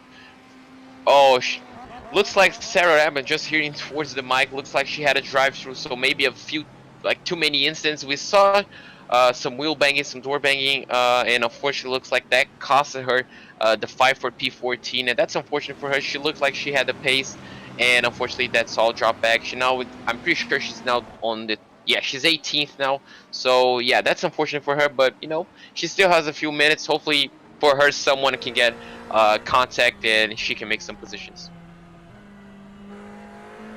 Yeah, despite having to observe that drive-through penalty, she actually stays on the lead lap, so it's not a massive loss, but it is going to be about 4 or 5 points that she loses. And if she's able to gain a couple more spots there on the leaderboard, whether it be passing Mick Blue or other people having issues, it's compromising several points. So unfortunate to see, because I think she's actually around the top 5 in the point standings. So it's just another place where she very simply could have gained points. But anyways, we look on board the leaderboard, going up forward onto the leaderboard, and we're currently on board with John Whitendorf there in his Ferrari 488, still hanging in there quite consistently. Actually, I need to correct myself there. I think he's slightly closed the gap during racing there, Chris Brunnemer, but he's going to need to do quite a bit more in order to get up to the leader. That's exactly why we're on board with him right now, as we now have just a little over 6 minutes to go, 6 minutes, 6 seconds in closing. He's actually narrowed the gap from over 6 seconds down to 3.4. I wonder if Chris maybe took a little bit less fuel, expecting to save, but take a little less time in the pit lane. I'm not really sure what the plan was there. I guess just trying to exercise his gap, but when you have that much of a gap, you may as well load a little bit heavy, maybe use your gap from the pit lane, and then just keep driving, drive hard. Because if he has any kind of hiccup, if he's gone a little bit too short, he might give this win up. So I'm very surprised by that call. Possibly, that's possibly. We're not saying that he definitely did, but I don't know why else John Whitendorf making up all this time here on Chris Brunnemer. It's been now a 3-second gain here for the number 24 car, and he's looking like he might gain a bit more. I'm not so sure if he's going to gain enough to take this spot, JP, but he's at least putting the pressure on. Yeah, obviously, even though he's not really close enough to put the pressure on the mirror, just making Chris look on that gap and seeing that gap, shrink every single lap is obviously going to take, obviously going to put some pressure on the leader. But, Chris might be on that, just take it home sort of feeling. He has the gap. He can control pretty much the gap. If he knows he has the pace, he can pretty much activate, but it looks like he just does not have the pace. Maybe his tires, he overdrove on the first stint. Obviously, we saw he on the second lap, he already had a 2-second gap on John, so maybe the tires are gone at this stage in the race. We're not really sure. We're gonna have to wait and see. But John has to keep his foot down, trying to close that gap, because he still has 4.5 minutes. He probably still has 4 laps, I'd say, maybe 3-4 laps. So it's definitely possible, very unlikely, but still possible to get that win. It'll be tough to do it on raw pace alone, but if there's a mistake from the leader, that could be enough to put him in contention. So we're currently running on board here with Michael Dowling going a little bit farther back in the leaderboard. He's currently sitting in the 8th position, chasing down Tyler Campbell. It seems like we've seen these guys on broadcast quite a bit, and I think it's just because they've been making their way pretty steadily through the mid-pack, and they've been absolutely fun to watch. This series definitely needs to come back to Interlagos for its next season. I've never watched a race here on iRacing at Interlagos. My only exposure has been Formula 1 in real life, and it's an absolutely brilliant track, and I think, yeah, we definitely need more of this, the GT3 cars. I mean, I wouldn't say no to 10 races, 12 races at just Interlagos. I don't think JP would either. Definitely love this circuit. I've seen some great F1 racing here lately, and the GT3 car is putting on a show as well. And wow, Tyler Campbell makes a move right there through Curva do Sol, and that's interesting on that lap car. This is going to give Michael Dowling even less air resistance to try and drive through as he tries to gain some time here into turn 4, and he almost goes to the inside. Maybe he misses braking point a little too much. Was going to slide. But he does get on the binders and keep it out of the back end of Tyler J. Campbell. This is for the 7th spot, and we've noticed that Michael Dowling has made up a lot of time recently. It's very, very close between these two, but still a little bit of separation, and that's what Tyler's using to his advantage right now. Everything else, the rest of the field looking relatively split up. Even Mick Blue and Sven Hartman are a little ways apart right now. You see these two BMWs, though, they are fighting, and Kyle Robinson way out onto the runoff, and he loses that spot to Christopher Raftis. Yeah, we're not really sure if the Audi just got lost there on the exit, but he just went way wide and managed to save the car. At least that was good for him, as Christopher, you can see, just limping that Mercedes, home. Looks like he made a few positions. He's now up into P17, so no, he's on P16, sorry. So pretty much on the one, he gained 1 spot from where he started on qualifying, but he still has a few minutes to fight under pressure. You can see there Sven Hartman trying to put the pressure on Mick Blue. So he's gonna have, obviously they're on the same car, so pretty much you're gonna be able to see who has more downforce and who has less drag on the car as they head downhill into turn 12. We head into turn 12, and I believe we're actually going to backtrack just a little bit from Mick Blue and Sven Hartman, and we're gonna see Christopher Raftis currently being challenged by Kyle Robinson. And we're an hour into this race, and the mid-pack battles continue to be intense, and off the circuit is going to go, excuse me, I lost track of my drivers. It's going to be Christopher Raftis, going to potentially drop 1 spot on the leaderboard, yet again. And actually, I think they're going to be side by side as we head into turn 1. Definitely going to be an overtaking chance for Raftis to get his spot back. I think if he looks up to the inside there, not going to be quite enough. He's going to have to compromise and settle for 17th position.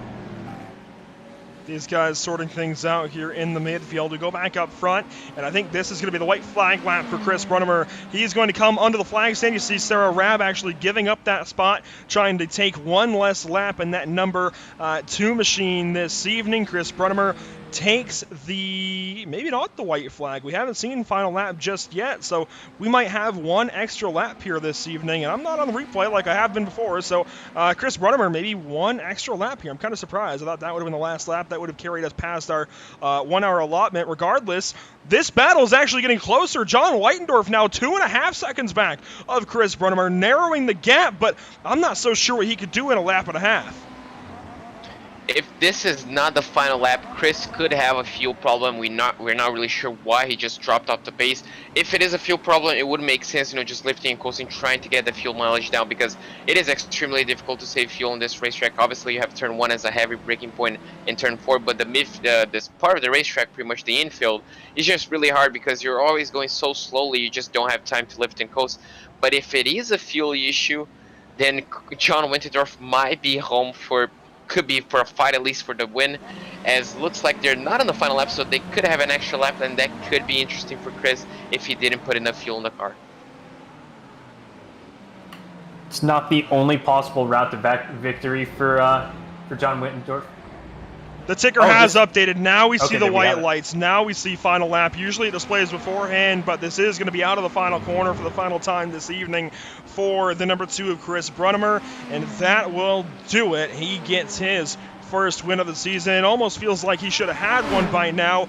Most notably, a Brands Hatch just doesn't quite close that one out. Gets beat by Garrett Alessandra, but this evening he retakes P1, wins Interlagos. Third place going to Brady Lubinell, Trey. We crossed the checkered flag here, and I'm sure there's still a lot of battles. Absolutely enthralling stuff there throughout the field for much of the evening. I think the podium did settle out after lap 1, but I mean, the mid-pack just continues to deliver in the series, and I just think that's the fun of it. We think we saw last week that the leaders got into a lot of issues, and then the week before that, the leaders also were having a lot of battles. So today here at Interlagos, it was quite calm. The Ryan Boat with McClintock across the line. He is vying for that final top 10 position. Not quite going to be enough for him. Going to come up just shy on James Allen, I believe. Oh no, he's P12. I'm having issues with my timing and scoring. A couple more battles on the leaderboard, including Mick Blue and Sven Hartman. That is just about going to conclude the lead lap cars. 17 cars due to finish on the lead lap. Going to trail with Mick Blue as he comes to the start-finish line. And he should come across the line to the P14 position. And you can see just Mick Blue finishes P14. Sven Hartman, after starting on the top 10, finishes P15. Kyle Robinson, P16, and Christopher Rafted, on P17. James Hansen, the guy that was spun around on the first lap, finishes P11. I'm pretty sure that's a great result for him. Obviously not the podium that he is used to on this league, but, a great recovery drive to keep his championship hopes alive. And, hopefully he's back on top, back on the podium on the next round of the Northwest GT3 Challenge. But, I guess the man of the day is just Chris Brunnemer. Absolutely controlled the pace. No one challenged him throughout the race. Only didn't lead, a few laps due to pit stops. But, the rest of the race for him, you can see he's probably going to do some donuts right here in front of the crowd. He's trying to deactivate the traction control. I'm pretty sure he's going to try it, and he's eventually going to get those donuts out. Yeah, it looks like he's still trying to figure it out. Okay, now he finally gets a chance to burn it down on the front straightaway. I don't have too much more to add, honestly. I just think, I mean, we kind of already said it. We need to come back to Interlagos next season.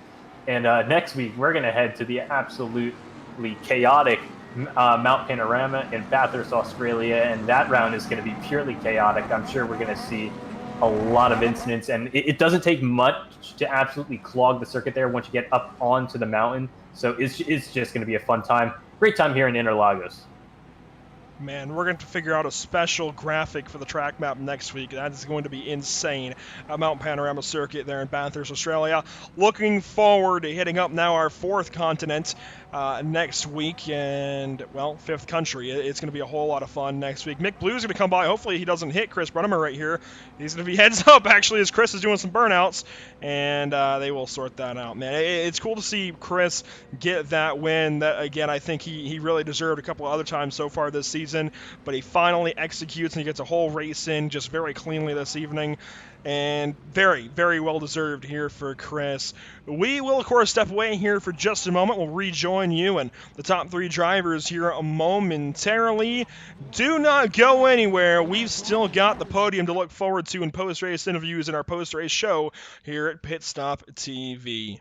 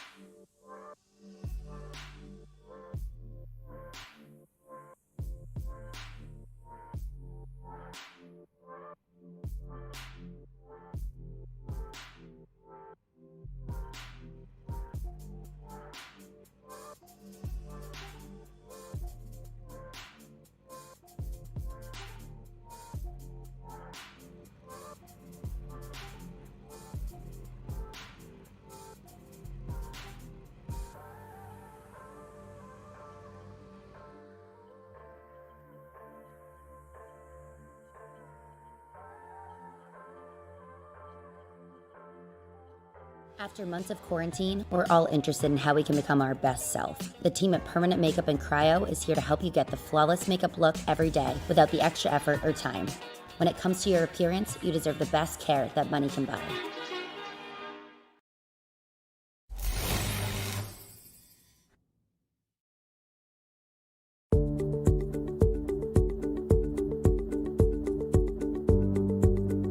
Sound art is a product that is a speaker and it's art. We combine it together and we call it sound art. What makes it so unique that any picture can be your speaker? Sound art gives you the high quality sound without the ugly speaker.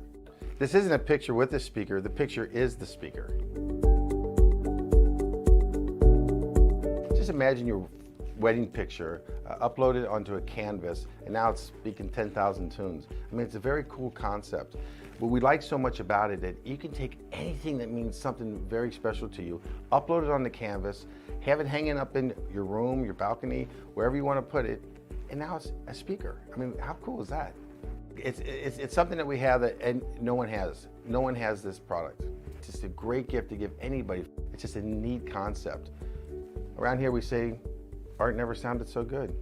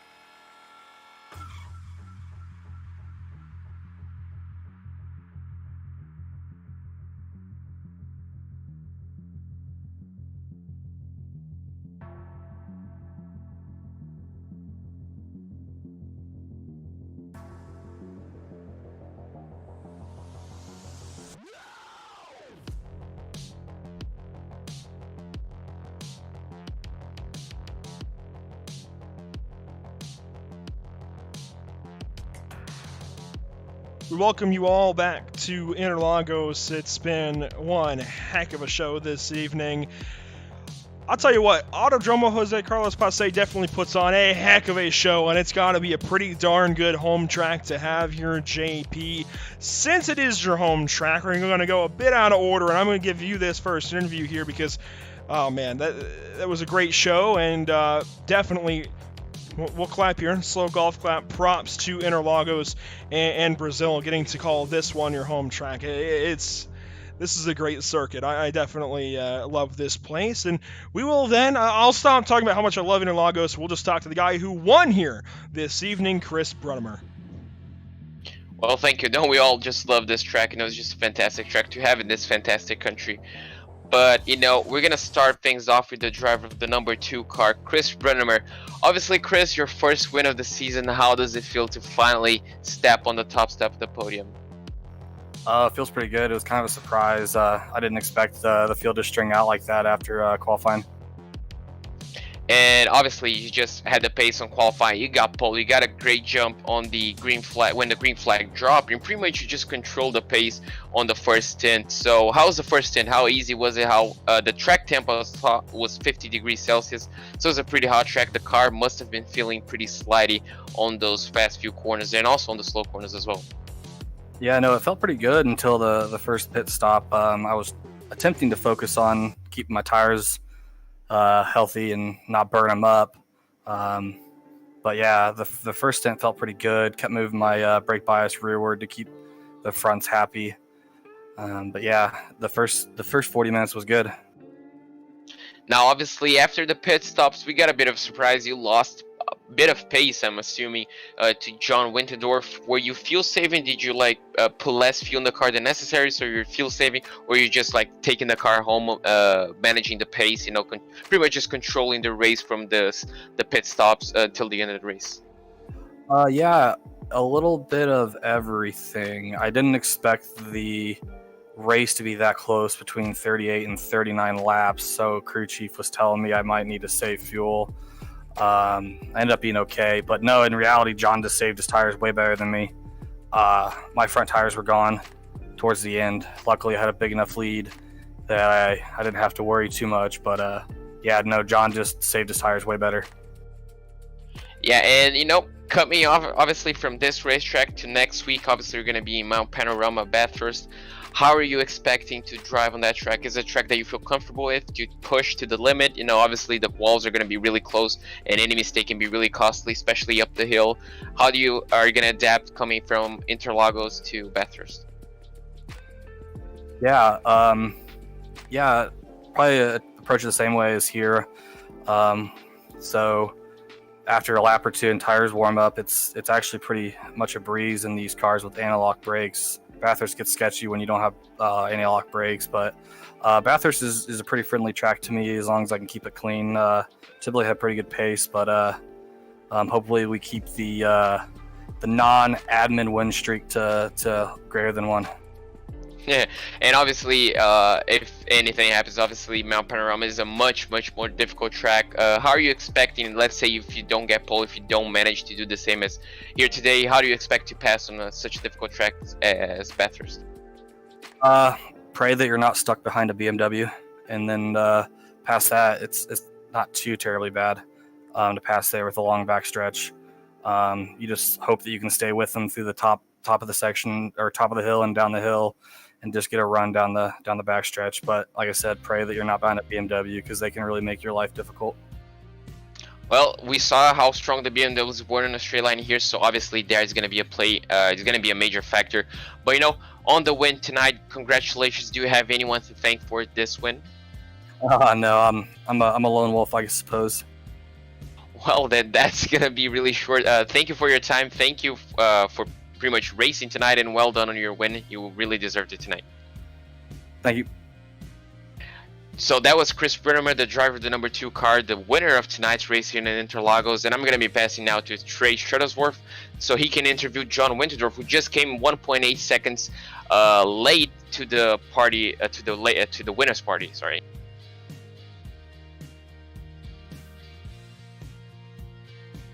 Yeah.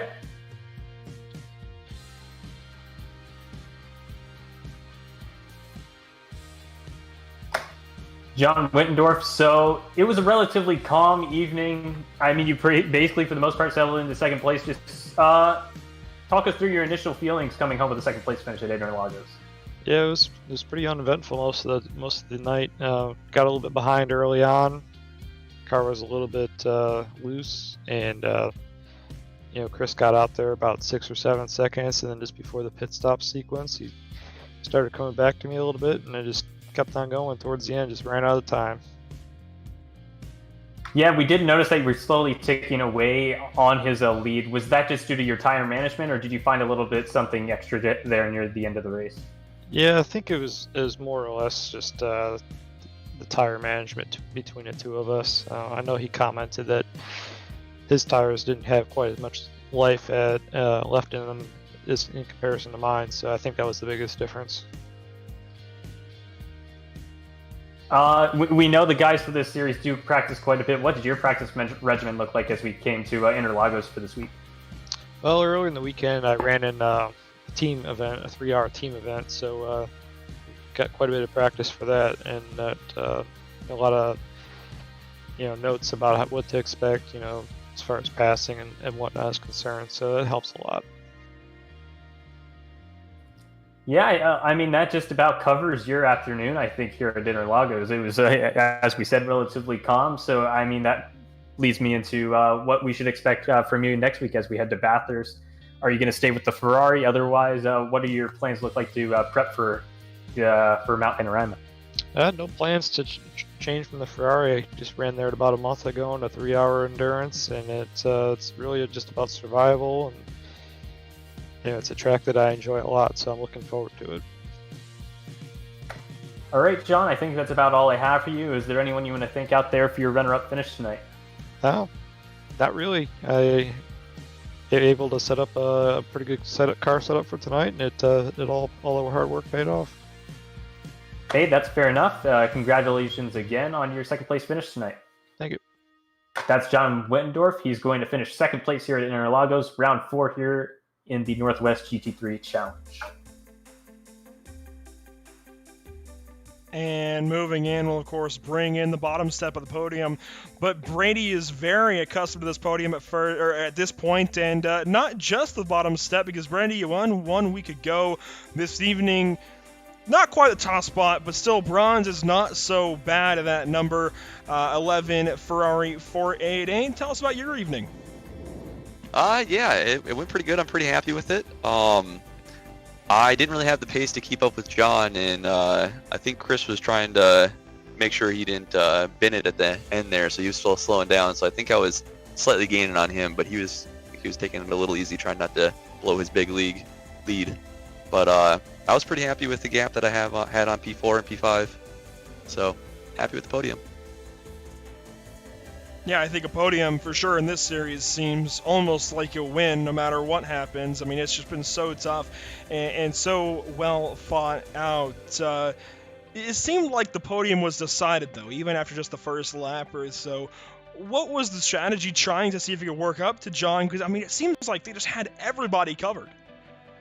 Yeah, at the beginning there, I don't know if you saw that John's rear end started stepping out on turn 2. And I got past him going into turn 3 or turn 4, whatever that is after the little mini straight. But then I kind of lost it going into the last turn on one of the laps, and he got it back. And at that point, we're talking over the same Discord, and we kind of agreed that we weren't going to battle anymore, and we wanted to get away from Gavin and Garrett because we were kind of afraid at how much pace they had. We didn't want to end up battling with them. And after that, I think John just put in some serious laps, and he got away from me. And at that point, I was just trying to stay on the podium. And that's a solid strategy, because we noted the fact that it seemed like if Gavin could just get separated from Garrett, he might actually be able to run you down. And once he finally did get separated from that 13 car, he seemed to put some time on you. When you're trying to just stay ahead of a field like that, what is the strategy? Trying to make sure that you do the right thing in the pit lane and just execute, especially as you're lapping those cars. Well, I think the lap when John got by me, I told him that I wasn't going to battle him anymore. So that's kind of the strategy. Like, no more peeking around turns, no more like I need John to go as fast as he can so I can go as fast as I can. And then when I saw Gavin get closer, and the strategy of trying to stay in front of him, I ended up getting a little worked up, and he kept inching closer and closer. And I think luckily Garrett started battling him then, and that helped me out a lot. And then after that, it was just I kept looking at the relative every now and then and make sure I had a few second gap, and just tried not to blow turn 1. That was probably the biggest strategy. Well, the strategy ends up working for you guys to finish second and third. It may not have been necessarily the night that you wanted, but to start third, to run third all race, finish right there, I think still a pretty decent night in general. Brady, who do you have to thank? Who do you have to shout out this evening for your bottom step podium finish? I think my parents are watching this evening, so thank you to them for watching. I guess other than that, I had a request to explain the difference between geology and archaeology to you guys. Oh man, yeah, I sometimes, I'm trying to get the puns in there. It just doesn't work out very well. But I mean, you dug pretty deep right. tonight for third. Yeah, dug pretty deep. Yeah, so I'm a geologist. Yeah, so for future references. Yeah, no, I think I knew that last week, and I think I threw archaeology in there for some odd reason. But yeah, anyways, it's a pretty cool paint that you have to go along with your profession. Thank you. Once Anything again, with rocks and fossils, I'm all about. 10-4. Once again, congrats on the finish tonight. We'll be talking to you more at Bathurst and beyond. Thank you. And that's Brady Lubinell finishing third place this evening. Man, I'm gonna not say my usual line this evening, but just what a race again. I mean, this place puts on some great stuff, and I'm honestly surprised that these GT3 cars hung on so well. Of course, they are relatively aero dependent, but I didn't think they were gonna handle this well and race this well at what seems to be kind of a downforce track like Interlagos is. It was a great show this evening, and JP, go ahead and give us that top 10 because it was a hard-fought top 10, and I think coming in the top 10 in any of these races is a pretty good feat. Yeah, exactly. No, just as a 30-car grid coming into the top 10, I'm pretty sure it's a victory in itself. But Chris Brunnemer was the winner of them all, 1.8 seconds ahead of John Winterdorf, who was nearly 10 seconds ahead of third place Brady Lubinell, who we just heard. Gavin Cohn finishes on his best, has his best race so far in the championship in P4. Garrett Alessandra finishes P5. Justin McKayla in P6. Tyler J. Campbell in P7. Michael Dahl in P8. Trevor Anderson in P9, and James Allen finishes on 10th place. We look beyond the top 10 then. James Hansen's going to come home in the 11th position. After that lap 1 incident, makes his way pretty far up the leaderboard, quite respectably. And then he's going to be followed by John McClintock in the 12th position, Torin Longacre in the 13th position, followed by Mick Blue in 14th. Sven Hartman, congratulations again on the marriage. He's going to come home in the 15th position, followed by Kyle Robinson and Christopher Raffis, last car on the lead lap. Sarah Rabb had a penalty, I believe, for incident points, going to come home 18th, first car lap down, followed by Jackson Lowry and Stephen Erlenbush in the 20th position, rounding out the top 20 spots. Rolling back to 21st is where we find Justin Craig. He was in that battle with Michael Del Salo for so long, ends up 1 lap down in that 21st spot. Maurice Jones comes home 22nd, then it's Randall Ayers in 23rd.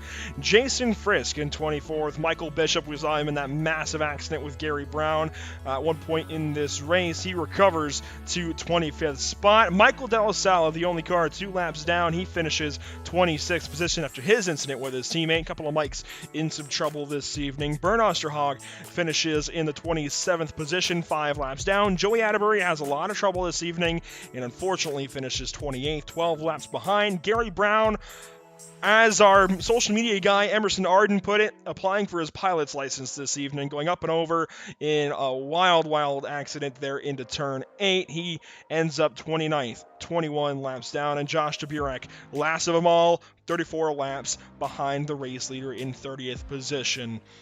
Guys, it was certainly a wild one, but there's a lot of people that allow us to cover these wild races, and we want to talk about them right quick. Of course, we always get a chance to talk about these guys, but it's just worth noting every time that we have some great partners here at Pit Stop TV, whether it's Tucson Sound Art, giving us your picture, your music, I guess giving you your picture, your music. It's basically just wrapping a canvas around a box and putting a speaker in it. It sounds very simple, but it's kind of hard to do, and they certainly do it very well. And it's actually, the simple part is putting it up on your wall and displaying it for the world to see, because it's just a couple of brackets, a couple of screws, bada bing, bada boom, it's up on your wall, and it looks amazing, holds a charge for quite a while.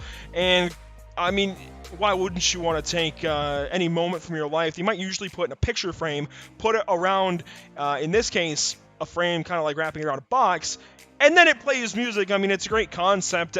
You might not think you need it, but you definitely, I think, do. I've got one on my wall, and I didn't think I would need this before I had one.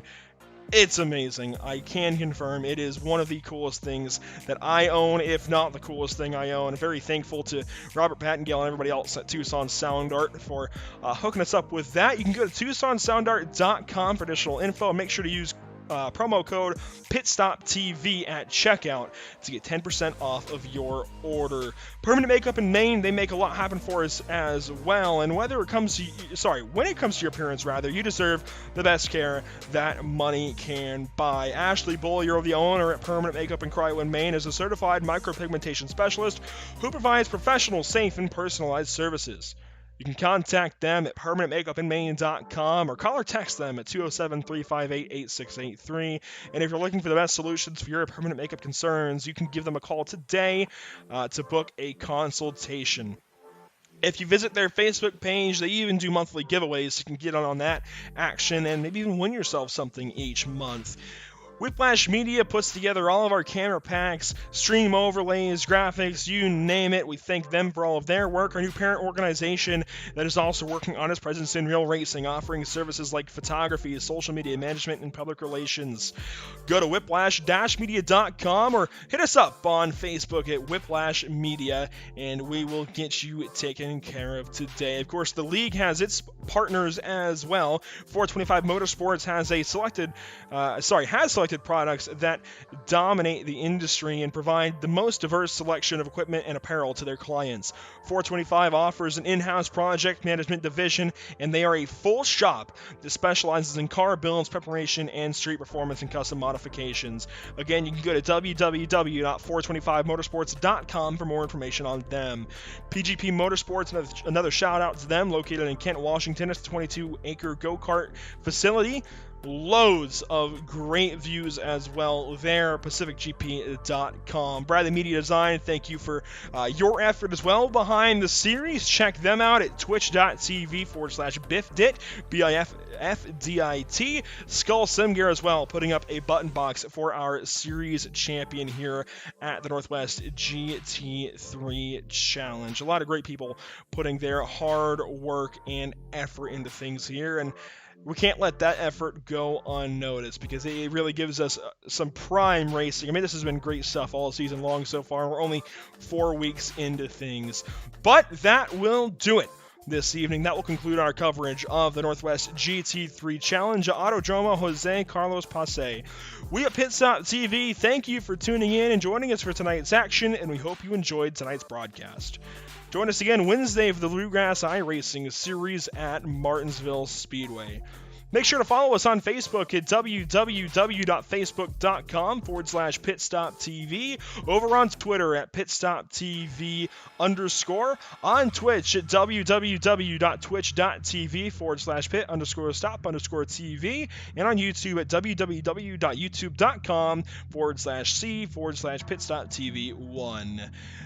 For all of Pit Stop TV, we've got JP Costa and Trey Shuttlesworth with me on the mic tonight, Emerson Arden behind the scenes. I'm Andrew Cardinale IV, and we will see you next time.